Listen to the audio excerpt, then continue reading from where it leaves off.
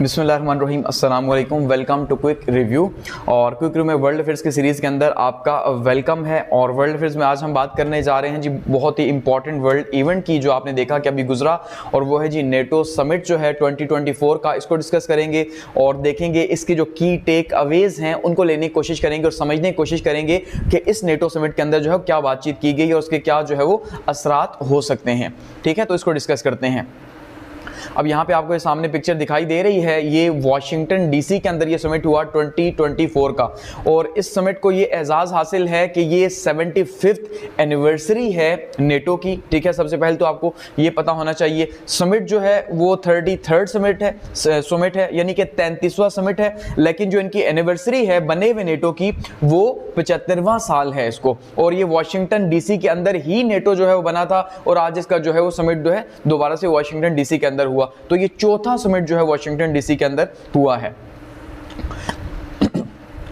अब देखते हैं कि इसके अंदर जो है क्या मेजर डिसीजंस लिए गए या क्या जो है वो दुनिया के फैसले करने की कोशिश यहां पे की गई है। आपको पता है कि जो नेटो का समिट है ये हर साल जो है वो होता है और हर साल इसके अंदर कुछ ना कुछ जो है डिसीजंस लिए जाते हैं। तो सबसे पहले इसका ओवरव्यू लेते हैं और समरी लेने की कोशिश करते हैं कि यहाँ पे क्या बातचीत हुई है। तो देखिए ये 33वां जो है वो समिट है। सबसे पहले तो आपको ये पता होना चाहिए अगर आपसे पूछा जाए। ठीक है, और हुआ कहाँ पे जी? वॉशिंगटन डीसी के अंदर हुआ। ये 3 डे समिट था, 9 से लेके 11 जुलाई तक। ठीक है, 2024। और इसमें head of the states of the governments जो है वो शामिल थे। और इस टाइम पे नेटो के जो मेंबर्स हैं वो 32 कंट्रीज जो हैं वो नेटो के मेंबर्स हैं। ठीक है, और ये कहां पे हुआ? वॉशिंगटन डीसी के अंदर, वॉल्टर ई वॉशिंगटन के अंदर हुआ, कन्वेंशन सेंटर के अंदर। और साथ में इसमें नेटो के 32 मेंबर्स प्लस यूरोपीय यूनियन जो है वो इसके अंदर शामिल था। और इस पे बातचीत क्या की गई है जी? प्रेसिंग ग्लोबल सिक्योरिटी के इश्यूज के ऊपर बातचीत की गई है। और नेटो ने दोबारा से जो उसकी कमिटमेंट है कि वो अपने एलाइज की एक एक इंच को प्रोटेक्ट करेगी, तो दोबारा से उसी बात को रीअफर्म किया गया कि भाई हम अपने एलाइज की जो है वो एक एक इंच को प्रोटेक्ट करेंगे। और साथ ये कहा गया कि नेटो जो है वो हिस्ट्री का सबसे स्ट्रॉन्ग अलायंस है। ठीक है जी, हिस्ट्री का सबसे स्ट्रॉन्ग अलायंस जो है नेटो को माना जा रहा है। और साथ में डेमोक्रेटिक वैल्यूज के ऊपर बातचीत हुई, ये कहा जा रहा है इनका। गेस्ट स्टेट्स की अगर हम बात करें तो आपको पता है कि भाई इस टाइम पे जो सबसे प्रेसिंग इशू है नेटो को लेके, क्योंकि नेटो एक सिक्योरिटी अलायंस है अल्टीमेटली। ठीक है, तो सिक्योरिटी अलायंस होने के नाते जो है इसमें सबसे इंपॉर्टेंट इस टाइम पे वर्ल्ड वॉर्स हैं, जिसमें इनका कंसर्न है, जाहिर बात है वो वर्ल्ड वॉर इनके लिए इंपॉर्टेंट है। तो इसलिए यहां पे जो प्रेसिडेंट ज़ेलेंस्की साहब हैं, यूक्रेन की वॉर जो लगी हुई है, तो उनको यहां बुलाया गया। और आपको वो हर जगह ही जो है वो नजर आएंगे, लेकिन अल्टीमेटली वहीं पे मिडिल ईस्ट के अंदर एक दूसरी वॉर लगी हुई है जो गजा और इजराइल की वॉर है। तो वहां पे आपको इस समिट के अंदर कुछ भी सुनने को नहीं मिलेगा, और यही हमारी बदकिस्मती है। ठीक है, तो ये जो ड्यूअल स्टैंडर्ड्स हैं यही हमें यहां पे भी देखने को मिले। इसके अलावा इसके अंदर जो है वो ऑस्ट्रेलिया शामिल था, जापान शामिल था, न्यूजीलैंड शामिल था। ठीक है, अब ये जो ऑस्ट्रेलिया है, जापान है, न्यूजीलैंड है, ये पैसिफिक नेशंस हैं। तो इन पैसिफिक नेशंस को अल्टीमेटली पिछले समिट के अंदर भी इनवाइट किया गया, मैंने उस वीडियो के अंदर भी आपको बताया था, और यहां पे भी इनवाइट किया गया, जो एक मैसेज था कि भाई हम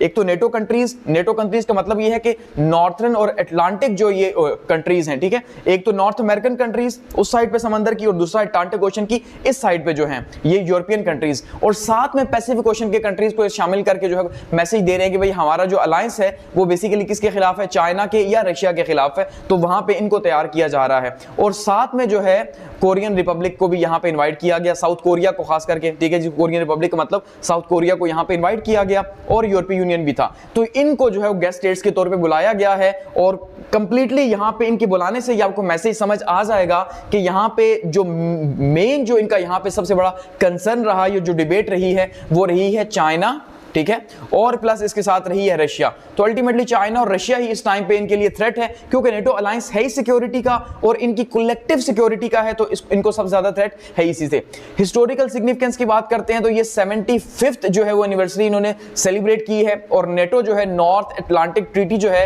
ये साइन हुई थी जी अप्रैल 4 1947 को, यानी 4 अप्रैल 1949 को जो है वो इसकी बुनियाद रखी गई थी। और क्यों रखी गई थी? अल्टीमेटली वर्ल्ड वॉर सेकंड के बाद जो है अब ये चाहते थे कि दोबारा से वर्ल्ड वॉर जैसे हालात पैदा ना हो, तो उस टाइम पे जो है इन्होंने इसकी बुनियाद रखी थी और वॉशिंगटन डीसी के अंदर रखी थी। ठीक है, और ये चौथा समिट है जो कि अमेरिका के अंदर जो है वो हो रहा है। इसमें पहला जो है 1978 के अंदर हुआ, उसके बाद 1999 के अंदर, उसके बाद यानी पहला 1949, फिर 1978, फिर 1999 और फिर 2012, और अब ये जो है यहां पे हुआ है। ठीक है, अच्छा, इसमें इंपॉर्टेंट क्या था जी, फर्स्ट समिट फॉर स्वीडन के, ये स्वीडन का जो है वो पहला समिट था कि स्वीडन आपको पता है उसने रिसेंटली जो है वो ज्वाइन किया नेटो को, तो ये उसका नेटो का जो है वो पहला समिट था नेटो के अंदर स्वीडन का, और नेटो जो है वो इसका जो है वो हिस्सा बन चुका है। तो यहाँ नेटो की शमूलियत से इनको फायदा क्या हुआ कि जो नॉर्थर्न जो फ्लैग है इनका नेटो का वो काफी ज्यादा स्ट्रांग हुआ है। देखिए नेटो को अगर आप थोड़ा सा समझने की कोशिश करेंगे तो किस तरह से है, यहाँ पे अगर आप थोड़ा सा इसको समझें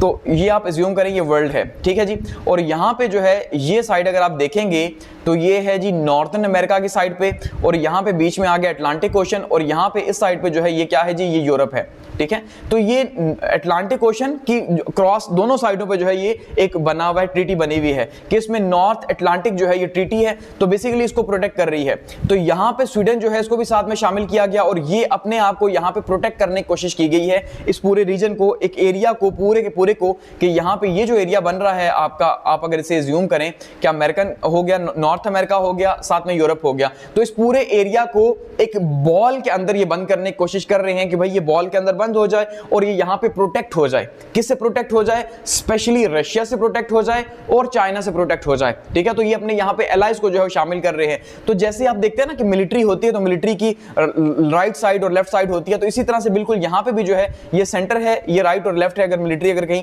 मैदान में जाती है पुराने टाइम पे, तो इसी तरह से यहाँ पे ये जो इनका नॉर्थर्न फ्लैग है, ठीक है, वो काफी ज्यादा स्ट्रांग हो रहा है, क्योंकि नेटो ने जो स्वीडन है वो इस साइड से शामिल हुआ, तो नेटो अपने आप को वहां पे अब स्ट्रांग करने की कोशिश कर रहे हैं, अपनी बेसिस बनाने की कोशिश कर रहे हैं, ताकि वो बिल्कुल आप ये कह सकते हैं कि सर के करीब रहे रशिया के, कि जब भी कोई रशिया को अटैक करने की कोशिश करता है या कुछ भी, तो वहां से जो है वो उस पर अटैक किया जा सके।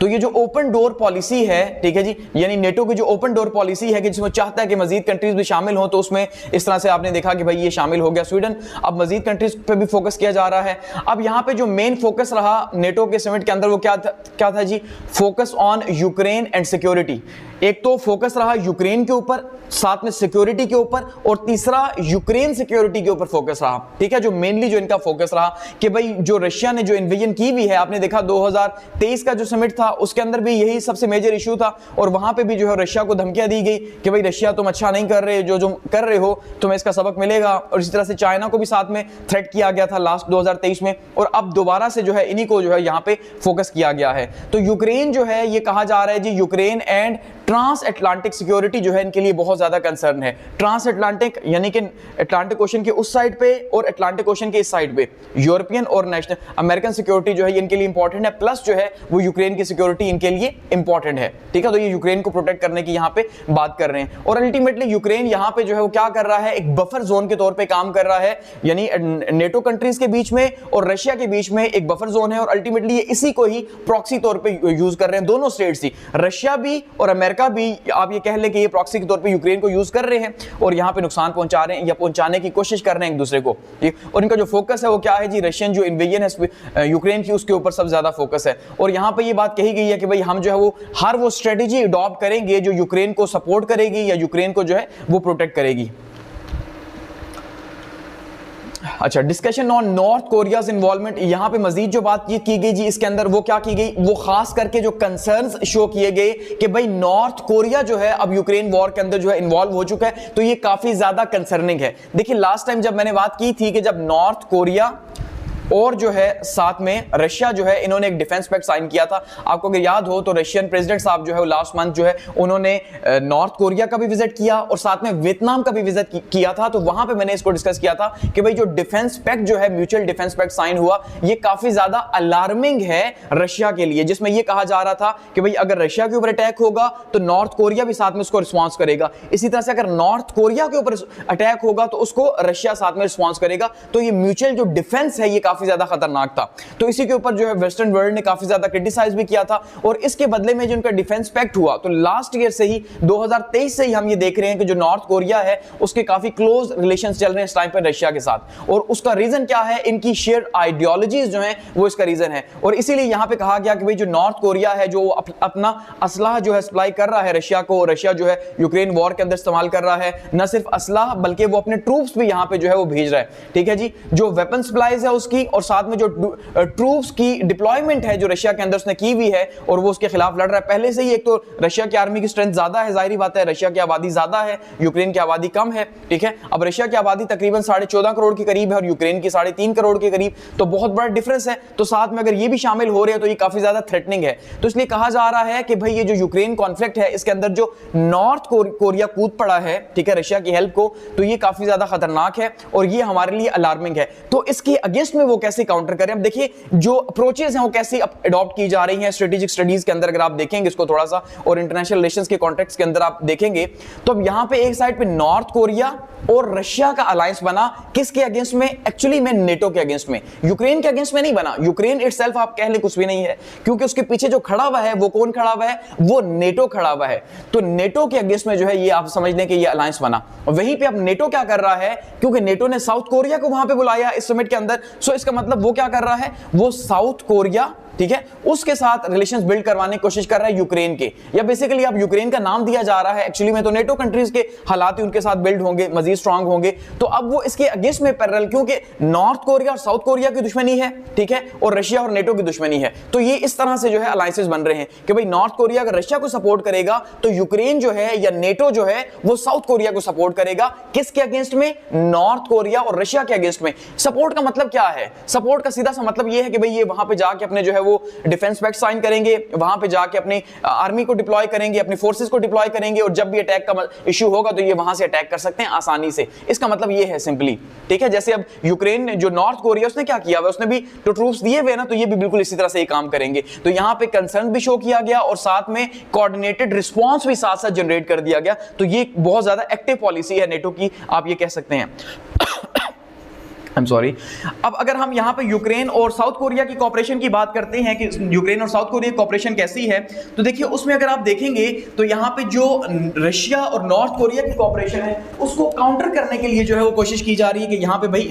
इसको हम यहाँ पे इसको यानी कि कंट्रोल कर सकें, ठीक है। तो उसके लिए यहाँ पे अलायंस पैक्ट बनाया जा रहा है, साथ में कोशिश ये की जा रही है कि डिफेंस टेक्नोलॉजी और मिलिट्री ट्रेनिंग जो है वो हम देंगे किसको जी? साउथ कोरिया को देंगे। किसके अगेंस्ट में? नॉर्थ कोरिया के अगेंस्ट में। तो इस तरह से ये अलायंस बनाने की कोशिश कर रहे हैं और स्ट्रेटेजिक पार्टनरशिप्स जो है वो डेवलप करने की कोशिश की जा रही है यहां पे।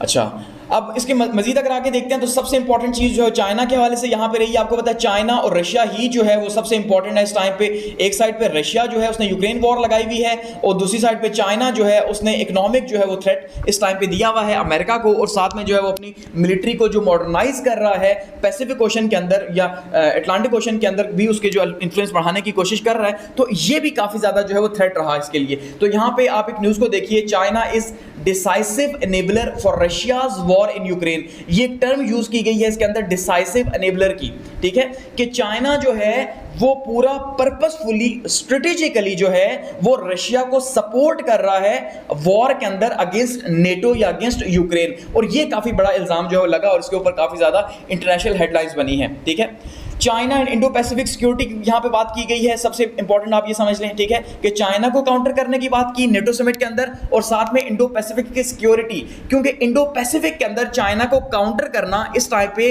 नेटो के लिए या नेटो एलाइज के लिए सबसे इंपॉर्टेंट है। प्लस साथ में यहाँ पे जापान के लिए, ठीक है, फिलिपाइन के लिए। आप देखिए अभी रिसेंटली लास्ट वीक के अंदर जापान और फिलिपाइन का एक डिफेंस पैक्ट साइन हुआ, ठीक है, और वो भी इसी सिलसिले की एक कड़ी है कि अमेरिका कैसे जो है वो पूरी दुनिया को घेरता जा रहा है। उसकी कोशिश ये है कि किस तरह से जो है वो यहाँ पे एनार्की को मजीद फैलाए पूरी दुनिया के अंदर, उसकी पूरी एफर्ट है इस तरह से। और जापान और जो फिलिपाइन का जो पैक्ट साइन हुआ उसके अकॉर्डिंगली फिलिपाइन की जो फोर्सेज हैं वो यहाँ पे जापान के अंदर आके यहाँ पे ट्रेनिंग करेंगी और इसी तरह से यहाँ की जो फोर्सेज हैं वो वहाँ पे डिप्लॉय होंगी। और पर्पस क्या है कि भाई ये जो साउथ चाइना सी है इसका जो डिस्प्यूट है, जो ताइवान है या जो पैसिफिक ओशन है, मल्टीपल यहाँ पे जो है जाहिर बात है गेम्स चल रही है इस टाइम पे, तो उसको काउंटर करना। और उसके पीछे कौन है? अल्टीमेटली दोनों ही जो है जापान भी और फिलिपाइन भी बहुत क्लोज एलाइज हैं अमेरिका के। तो यहां पे ये पूरी कोशिश की जा रही है कि इस रीजन को जो है किसी तरह से बारूद से भरा जाए। तो यहाँ पे चाइना को काउंटर करने की बात की गई और ये बताया गया कि चाइना हमारे लिए एक्चुअल में थ्रेट है, चाहे वो डायरेक्टली हमारे लिए कुछ भी नहीं कर रहा या हमारे अगेंस्ट में नहीं खड़ा, लेकिन फिर भी चाइना हमारे लिए थ्रेट है,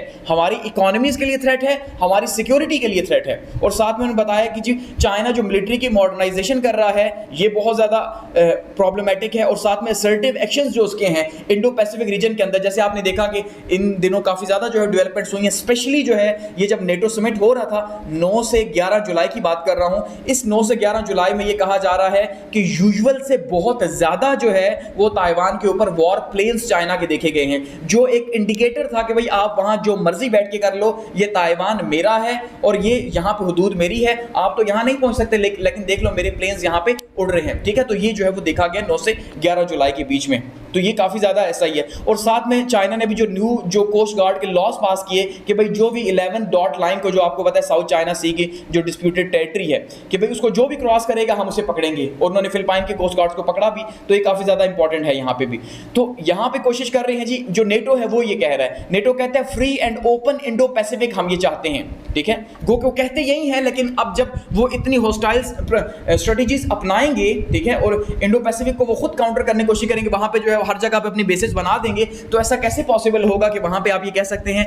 कि फ्री एंड ओपन जो है वो इंडो पैसिफिक रहे, ये बहुत मुश्किल है। तो इसलिए उसके अगेंस्ट में जापान हो गया, ऑस्ट्रेलिया हो गया, इन रीजन को वो अमेरिका प्रमोट करने की कोशिश कर रहा है, और नेटो जो है वो चाह रहा है कि इनके साथ अलायंस बढ़ाया जाए, ताकि किसी भी टाइम पे जब हम यहाँ पे आगे चाइना के खिलाफ एक्शन लेना चाहें तो हमारी बेसिस यहाँ पे मौजूद होनी चाहिए। ठीक है, और इससे वो क्या है कह रहे हैं जी, हम क्या कर रहे हैं जी, हम रीजनल स्टेबिलिटी प्रमोट कर रहे हैं। अच्छा, अब यहां पे जो टर्म यूज की गई डिसाइसिव अनेबलर की, ये काफी ज्यादा जो है वो, इसको चाइना ने भी आगे से रिस्पांस किया और क्रिटिसाइज किया, लेकिन वहां पे ये टर्म यूज की गई है कि भाई चाइना क्या कर रहा है, चाइना ये कहता तो है कि भाई मैं रशिया को सपोर्ट नहीं कर रहा यूक्रेन की वॉर के अंदर, मैं न्यूट्रल हूं, लेकिन एक्चुअली में जो है वो ये बताते हैं कि 70% जो इस टाइम पे जो वहां के मिलिट्री के इक्विपमेंट्स या मशीनरी जो यूज हो रही है वो चाइना से जा रही है, और 90% जो माइक्रो इलेक्ट्रॉनिक्स हैं वो इस टाइम पे जो है चाइना से जा रहे हैं। तो ये काफी ज्यादा जो है वो खतरनाक है, क्योंकि आपको पता है इन चीजों के ऊपर पाबंदी लगी हुई है, रशिया के ऊपर इस टाइम पे सैंक्शंस हैं, तो रशिया के ऊपर तो सैंक्शंस हैं, वो कहीं और से ले नहीं सकता, तो चाइना वहां पे उसकी हेल्प कर रहा है। तो इसलिए कहा जा रहा है कि चाइना सिस्टमैटिकली सोची समझी साजिश के तहत जो है वो इक्विप्ड कर रहा है रशिया को हमारे खिलाफ। तो अब अगर हम नहीं जागेंगे और हम ये देखेंगे कि भाई चाइना तो डायरेक्टली हमारे खिलाफ वॉर में नहीं आया हुआ, तो इसका मतलब हम भी कुछ ना करें, ऐसा नहीं हो सकता, बल्कि हम ये देख रहे हैं कि वो अगर हमें टारगेट कर रहा है तो हम भी जो है वो ऐसा करें। तो कहते हैं भाई वो क्या कर रहा है, वो मटेरियल और पॉलिटिकल सपोर्ट दे रहा है रशिया को, ये हमारे लिए बहुत ज्यादा खतरनाक है। ठीक है, रशिया की वॉर के अंदर, और वो कहते हैं जी ड्यूल यूज मटेरियल वो ने दे रहा है, ऐसा मटेरियल जो वो फैक्ट्रीज के लिए भी यूज कर सकते हैं और वॉर्स के लिए भी यूज कर सकते हैं, ताकि कोई पूछे तो वो कहें कि भाई ये तो हमारी नॉर्मल ट्रेड है, लेकिन एक्चुअली में वो वॉर के अंदर यूज हो रही है चीज, ये कहा जा रहा है।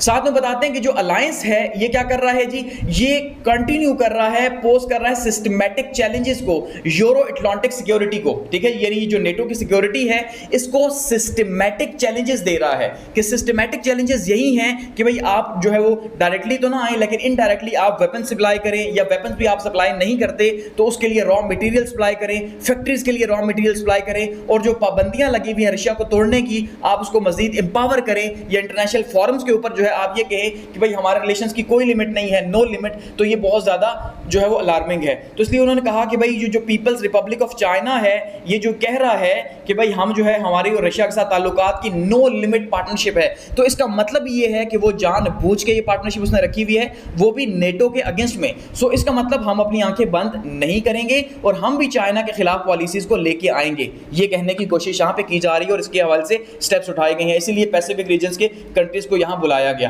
ठीक है जी, डिफेंस प्रोडक्शन एंड रेडीनेस की यहां बातचीत की गई है जी, नेटो समिट के अंदर जायजा लिया गया एक दूसरे के डिफेंस के हिसाब से, और सबसे इंपॉर्टेंट चीज यहां पे ये कही गई थी कि भाई जो डिफेंस की स्पेंडिंग्स हैं, नेटो ने या अमेरिका ने ये खास करके कहा हुआ था कि अगर आप अपनी डिफेंस की स्पेंडिंग से एटलीस्ट 2% अपना जीडीपी का डिफेंस को नहीं देते तो ये बेहतर नहीं है। ठीक है, और खास करके ट्रंप के हवाले से ये यहाँ पे एक बात उनसे पूछी गई थी जब इसी समिट के अंदर कि भाई ट्रंप साहब तो जो है वो नेटो के खिलाफ हैं, वो चाहते हैं कि अमेरिका को यहाँ से निकाला जाए, तो आगे से जो नेटो के चीफ हैं उन्होंने ये कहा कि भाई ट्रंप जो है वो खिलाफ नहीं है, बेशक उनकी गवर्नमेंट आ जाए, वो ये चाहते हैं, ट्रंप के बारे में ये कहा गया था इससे पहले कि भाई वो ये चाहते हैं कि अगर जो कंट्रीज 2% अपनी जीडीपी का इन्वेस्ट नहीं कर रहे नेटो के अंदर, ठीक है, तो हम रशिया के खिलाफ उसकी मदद नहीं करेंगे, क्योंकि हम भाई फ्री में क्यों मदद करेंगे, ट्रंप साहब का कहना था ना, ठीक है, कि उनका ये बयान था कि भाई जितने भी नेटो कंट्रीज हैं उन सबको 2% अपने जीडीपी का इन्वेस्ट करना चाहिए, और अगर वो नहीं करते और फिर भी वो ये कहते हैं कि रशिया के खिलाफ हमें प्रोटेक्ट किया जाए, तो हम क्यों प्रोटेक्ट करें। इसलिए ये यहाँ पे जो है इस बात का भी जायजा लिया गया कि क्या वाकई में जीडीपी के 2% दिया जा रहा है, तो कहा हाँ जी दिया जा रहा है। खास करके यहाँ पे कनाडा के हवाले से कहा गया है कि उसने जो है वो 20+ जो है वो अपनी जीडीपी का इसको दिया है 2023 के अंदर, ठीक है। तो इसका मतलब ये है कि सारे कंट्रीज जो अपनी जीडीपी का हिस्सा दे रहे हैं, तो ये पैसा कहाँ लगेगा। अगर आपसे क्वेश्चन किया जाए तो अल्टीमेटली ये दुनिया को मजीद अनार्किक वर्ल्ड बनाने के लिए यूज हो रहा है, मजीद जो है यहाँ पे वेपन्स पैदा किए जा रहे हैं और मजीद बारूद भरा जा रहा है, ये पैसा वहां पे यूज हो रहा है, कहीं ना कहीं तो यूज होगा ही। तो अल्टीमेटली यहाँ पे इसको यूज किया जा रहा है, और किस नाम पे यूज किया जा रहा है कि भाई इन्होंने 2023 के अंदर लास्ट समिट में ये कहा था कि हम नेटो को मॉडर्नाइज करेंगे,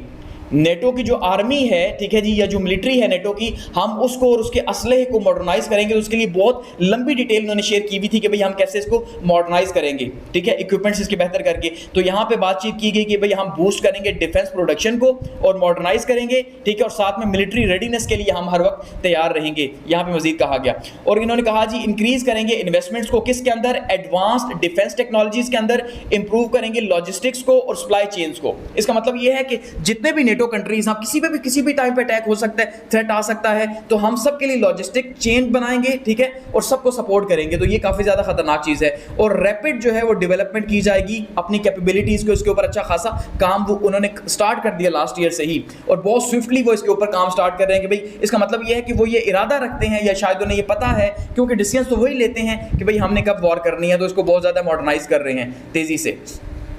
अच्छा, Ukraine part two NATO's membership, और यहां पे साथ में मजीद कोशिश की गई है या बातचीत की गई है कि भाई यूक्रेन को कैसे जो है वो नेटो का फुल टाइम मेंबर बनाया जाए। इस टाइम पे हेल्प तो हासिल है, जाहिर बात है, और अगर यहां पे ही पूछा जाए कि आप किस नाते से जो है वो यूक्रेन नेटो की हेल्प कर रहा है, तो वो कहेंगे नहीं भाई हम तो वर्ल्ड सिक्योरिटी को लेकर इसकी हेल्प कर रहे हैं। हालांकि ये नेटो का एलाय नहीं है, नेटो का एलाय नहीं है, फिर भी जो नेटो का असला है वो इस टाइम पे रशिया के अंदर जो है वो इनकी तरफ से अटैक किया जा रहा है, और रशिया इस बात के ऊपर 2-3 बार थ्रेट कर चुका है, ठीक है। लेकिन अब यहां पे मजीद बात की गई कि भाई किस तरह से नेटो जो है उसको ज्वाइन करवाया जा सकता है यूक्रेन को, और यूक्रेन शामिल हो। इसी वजह से जो ज़ेलेंस्की साहब हैं वो भी वहां मौजूद थे, और पुतिन साहब ने जो जैसे मैंने अभी पुतिन का नाम मिस्टेकनली लिया, तो वैसे ही बाइडेन साहब ने भी जो है उस टाइम पे जब उनको स्पीच की दावत दी, तो आपने वो वायरल क्लिप देखा होगा, उसके अंदर बाइडेन साहब जो है वो ज़ेलेंस्की साहब को बुलाने के बजाय पुतिन का नाम ले लेते हैं, तो फिर बाद में माजरत करते हैं कि भाई उसी का दिमाग पे चढ़ा हुआ है मेरे, तो वो इसीलिए कहा जा रहा है कि आप इलेक्शन की रेस से बाहर हो जाएं 2024 की, आप फिट नहीं हैं, ठीक है। तो कोशिश की जा रही है कि भाई किस तरह से उसको जो है वो आगे जो है सिस्टम बनाया जाए और इसको शामिल किया जाए, और इंस्टीट्यूशनलाइजेशन सपोर्ट जो है उसकी किस तरह से साथ में की जाए, ठीक है। और नेटो यूक्रेन काउंसिल यहाँ पे बनाई गई है, और ये कहा जा रहा है कि अब एक परमानेंट जो है वो ऑफिस यहाँ पे बनाया जाएगा यूक्रेन के अंदर, ठीक है। और परमानेंट ऑफिस क्या करेगा, वो परमानेंट ऑफिस फुल टाइम पे अलाइनमेंट करेगा यूक्रेन की नेटो के साथ, ठीक है, कि जिस टाइम पे भी उन्हें जो चीज जरूरत होगी, और वो पूरा इस वॉर के ऊपर नजर रखेगा और जायजा लेगा। इसका मतलब मेंबर ना होते हुए भी इसको एक तरह से मेंबर बना दिया गया, और ये जो है अब हर तरह से फुल टाइम सपोर्ट हासिल होगी। और साथ में हम ये भी देख रहे हैं कि स्ट्रेटेजिकली जो चीजें चेंज हो रही हैं अमेरिका की तरफ से, कि अमेरिका शायद जो है वो कहीं अपने इलेक्शन से पहले ही 2024 के जो अक्टूबर के इलेक्शन है उससे पहले ही कहीं अटैक ना कर दे। उसका रीजन ये है कि वो बहुत ज्यादा इक्विप्ड कर रहा है नेटो को, यूक्रेन को, और साथ में उसने ग्रीन सिग्नल्स भी दिए हुए हैं कि भाई अब आप हमारे असले को जो है वो रशिया के अंदर भी अटैक कर सकते हो। तो ये काफी ज्यादा खतरनाक चीज कही जा रही है, ठीक है। और लॉन्ग टर्म कमिटमेंट्स के ऊपर बातचीत की गई। अच्छा, ज़ेलेंस्कीज़ नेटो हेडक्वार्टर्स विजिट, और ज़ेलेंस्की साहब आपको पता है वो भी वाशिंगटन डीसी वहाँ गए, उन्होंने भी किया, तो उनके साथ काफ़ी जो है वो बातचीत वहाँ पे हुई है, और कोशिशें की जा रही है कि लॉन्ग टर्म जो है वो इनके साथ पैक्ट साइन किया जाए। और साथ में आपने देखा कि इनकी इमदाद का पैकेज तो उन्होंने जारी कर दिया कि भाई हम आपकी सपोर्ट करेंगे, और साथ F-16 की बात की गई है कि वो भी आपको जो है वो अगस्त तक मिल जाएंगे। तो काफ़ी ज़्यादा चीज़ें जो है वो खतरनाक चीज़ें जो है डेवलप हो रही हैं इस टाइम पे यूरोप के हवाले से। अच्छा, मजीद अगर हम देखते हैं तो यूक्रेन मोबिलाइजेशन लॉ, अब इसके ऊपर भी यहाँ पे बातचीत की गई है कि यूक्रेन का जो मोबिलाइजेशन लॉ है ये क्या लॉ है, कि बेसिकली वहाँ पे उन्होंने ये कहा कि 18 साल से लेके 60 साल तक के जो भी लोग हैं, ठीक है, खास करके जो मर्द हजरात हैं, वो सारे के सारे अपने आप को रजिस्टर करवाएंगे आर्मी के लिए, क्योंकि आपको पता है यूक्रेन की आबादी कम है, 3.5 करोड़ की लगभग आबादी है यूक्रेन की, जबकि रशिया की आबादी 14.5 करोड़ करीब है। तो इनका मवाजना नहीं हो सकता, इनका कंपेरिजन नहीं हो सकता, क्योंकि रशिया जो है वो भारी जारी है फिलहाल यूक्रेन के ऊपर, तो यूक्रेन को मैन पावर की शॉर्टेज का सामना है इस टाइम पे, ठीक है। तो इसलिए उन्होंने अपने कुछ लॉज को चेंज भी किया कि भाई पहले 27 साल की उम्र में उन्होंने रजिस्टर करवाते थे, ठीक है, अब वो 25 साल कर दिया, लेकिन फिर भी जो है वो कमी हो रही है और उनको बंदे ज्यादा चाहिए, तो इसलिए उन्होंने पासपोर्ट बैन कर दिए कि कोई भी मर्द जो है अब वो मुल्क छोड़ के नहीं जा सकता, बल्कि वो वॉर के खिलाफ, यहां पे जो वॉर हो रही है उसमें लड़ेगा जबरदस्ती। अब इलीगली जा सकते हैं, लेकिन लीगली अब जो है कोई बंदा भी यूक्रेन नहीं छोड़ सकता, वॉर के अंदर लड़ेगा। इस तरह के हालात जो है वो बने हुए हैं, और क्योंकि रशिया की आबादी ज्यादा है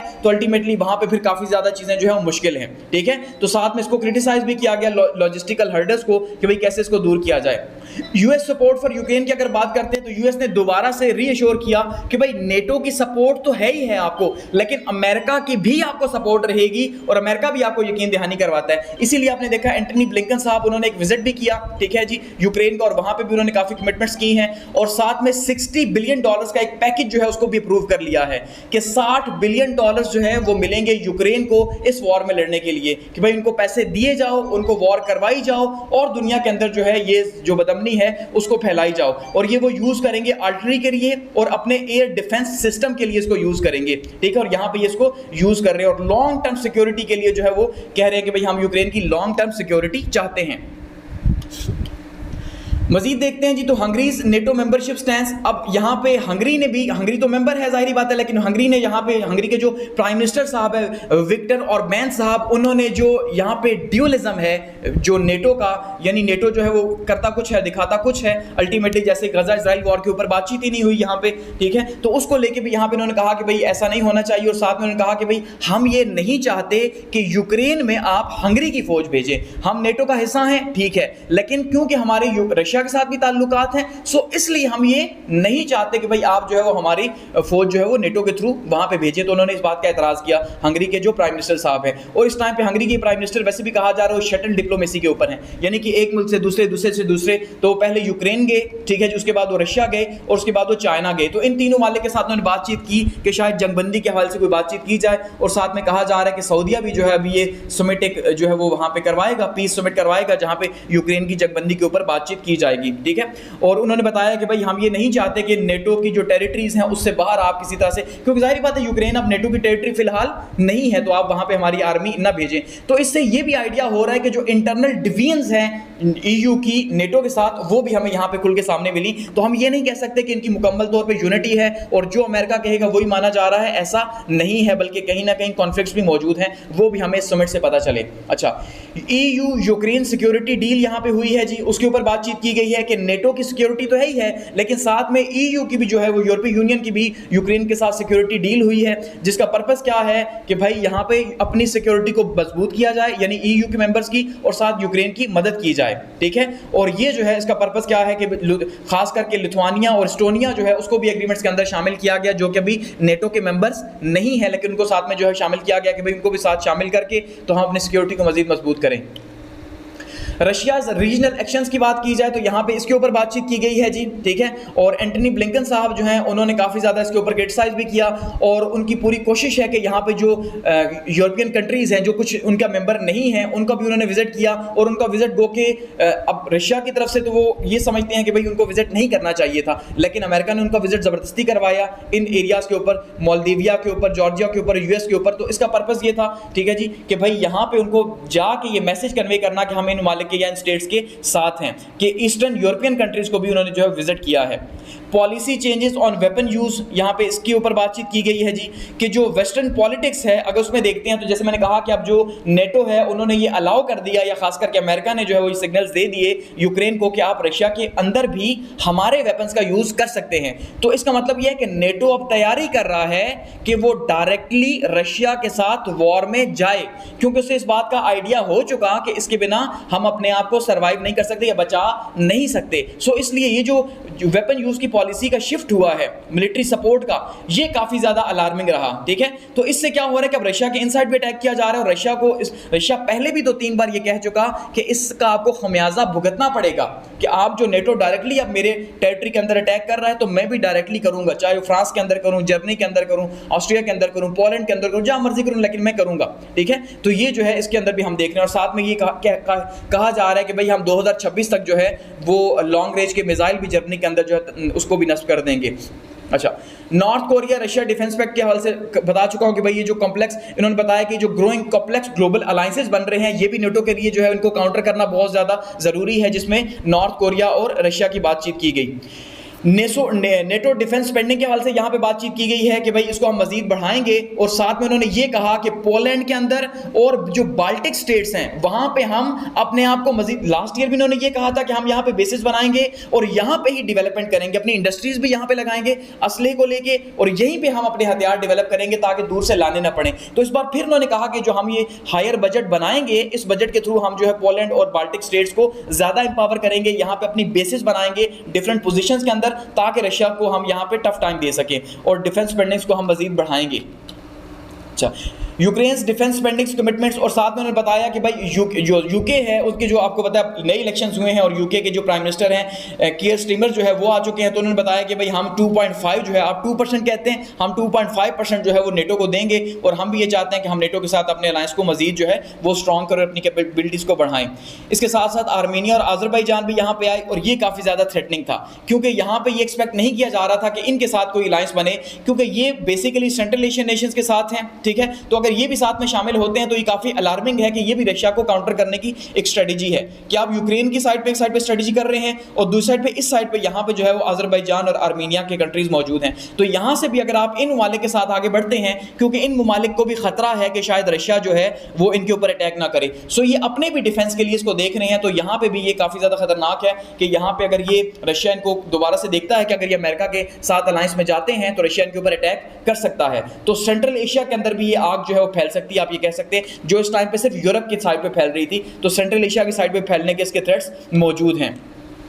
अच्छा, रशिया चाइना पार्टनरशिप को यहाँ पे जैसे कहा कि क्रिटिसाइज किया गया, और उन्होंने बताया कि भाई जो पीपल्स रिपब्लिक ऑफ चाइना है ये रूल्स बेस्ड सिस्टम के खिलाफ जो है इंटरनेशनल ऑर्डर पे जा रही है। लास्ट टाइम भी आपको बताया था रूल बेस्ड ऑर्डर, या इसको लिबरल ऑर्डर कहा जाता है। लिबरल ऑर्डर में मतलब वो मालिक जो डेमोक्रेसी को प्रमोट करते हैं, फंडामेंटल राइट्स को प्रमोट करते हैं, ठीक है, वो सारे का सारा जो उनका इंटरनेशनल रिलेशंस होते हैं वो रूल बेस्ड होते हैं, वो एक तरीका कार के तहत होते हैं, जिसको आप कहते हैं ना कि प्रोटोकॉल्स के अंदर होते हैं, ठीक है, कि भाई आप जो अच्छा करेगा आप उसके साथ अच्छा कर रहे हो, लेकिन कहीं पर अगर वो वर्ल्ड पीस के खिलाफ जा रहा है तो आप उसको फिर भी सपोर्ट कर रहे हो, तो ये रूल बेस्ड ऑर्डर नहीं है बल्कि ये अनजस्ट सिस्टम है, ये इनका जो है इल्जाम है। तो जाहिर बात है अब इस टाइम पे चाइना अगर रशिया को सपोर्ट कर रहा है और अमेरिका ये कह रहा है कि रशिया जो है उसने वॉर स्टार्ट की हुई है, आप उसके साथ रिलेशंस ना रखें, हम उसको आइसोलेट करेंगे, तो आप ऐसा क्यों कर रहे हो। इसी तरह से ईरान का भी यहाँ पे जिक्र किया गया कि भाई ईरान भी हमारे लिए थ्रेट है, वो मिडिल ईस्ट के लिए थ्रेट है और हमारे लिए भी थ्रेट है, तो बीच में ईरान को भी जो है ना साथ में डिस्कस किया यहाँ पे इन्होंने।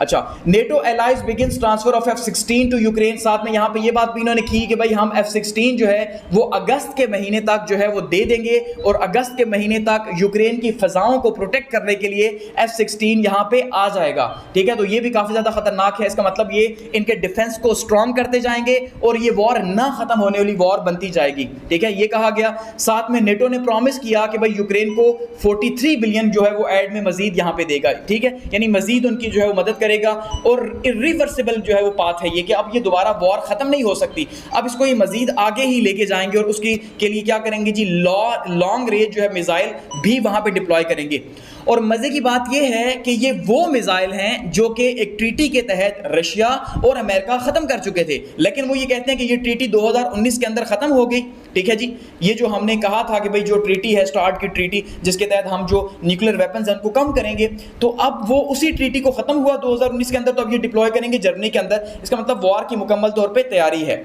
अच्छा, अब बात करते हैं जी, China hit back at NATO's over Russia accusations. एक तो चाइना ने वापस उन्होंने कहा कि भाई आपकी जो कोल्ड वॉर की जो मेंटेलिटी है हम इसको कंडेम करते हैं। दूसरा उन्होंने कहा कि जो आप ये कह रहे हैं कि डिसाइसिव एनेबलर है चाइना, ये भी गलत है, हमारे अपने जो है वो ताल्लुकात हैं रशिया के साथ, और आप जो इल्जामात लगा रहे हैं ये ग्राउंड लेस एक्यूजेशंस हैं, इनके पीछे कोई हकीकत शामिल नहीं है कि हम यूक्रेन वॉर के अंदर रशिया की हेल्प कर रहे हैं, ठीक है। तो यानी इन्होंने अपने इल्जामात मानने से इनकार कर दिया, और साथ में कहा कि भाई ये जो इल्जामात लगा हैं जाहिर बात है इससे हमारे ताल्लुकात खराब होंगे, तो ये अच्छा नहीं है। और साथ में उन्होंने उल्टा इल्जाम लगाया अमेरिका के ऊपर कि अमेरिका क्या कर रहा है, अमेरिका जो है वो क्या कर रहा है, जो वेस्टर्न कंट्रीज को जो सपोर्ट कर रहा है ये फ्यूल ऑन द फायर का काम कर रहा है, वो कि पहले से ही आग लगी हुई है, वो मजीद अगर इतना ज्यादा असला, इतना ज्यादा एड उन्हें देगा, इतनी ज्यादा जो है वो अपनी यहाँ पे बेसिस बनाएगा मिलिट्री की, तो ये इसका मतलब वो क्या कर रहा है, तेल छिड़कने वाला काम कर रहा है। तो ये वो खुद गलत कर रहा है, हम गलत नहीं कर रहे, ये चाइना का रिस्पॉन्स है। रशिया ने भी आगे से रिस्पांस दिया जी। रशिया ने भी कहा कि जो आप ये काम कर रहे हो ये कन्फ्रंट्रेशनल एक्शंस है नेटो के, यानी कि वो खुद जानबूझ के झगड़ा कर रहा है और वो चाहता है कि भाई ये झगड़ा जारी रहे। नेटो ये चाहता है कि ये एक्शंस जारी रहें। तो रशिया कह रहा है कि हम इसका रिस्पांस देंगे, ठीक है, अगर आप ऐसा करेंगे तो हम इसका रिस्पांस देंगे जो आपको बर्दाश्त करना पड़ेगा। रशिया कह रहा है कि जो आप लॉजिस्टिक हब्स जो है वो क्रिएट कर रहे हैं ब्लैक सी के अंदर और एडिशनल पॉइंट्स बना रहे हैं यहाँ पे बेसिस वगैरह के, तो इसका जो है वो आपको खुमियाजा भुगतना पड़ेगा और हम इससे आंखें बंद नहीं कर सकते, ठीक है। तो ये जो है रशिया की तरफ से भी आगे से काफ़ी टफ बातें जो है कही गई हैं। तो ये जो है जी मामलात हैं जो कि नेटो समिट के अंदर हमने देखे और नेटो समिट के अंदर जो है वो इनको डिस्कस किया गया। तो इससे हमें आइडिया हो रहा है कि दुनिया जो है वो किस साइड पे बढ़ रही है। अल्टीमेटली दुनिया अनार्की की साइड पे बढ़ रही है, वर्ल्ड वॉर थर्ड की तरफ बढ़ रही है। और जिस तरह से सिस्टम डिप्लॉयज हो रहे हैं हर अगले साल, G7 में कुछ बातें की गई, अब इसके अंदर की गई, अब G20 में होंगी, तो करते करते आप ये देखेंगे कि कहीं ना कहीं किसी न किसी टाइम अचानक से वॉर स्टार्ट हो जानी है यहाँ पे। तो ये नेटो समिट 2024 था। Thanks for watching.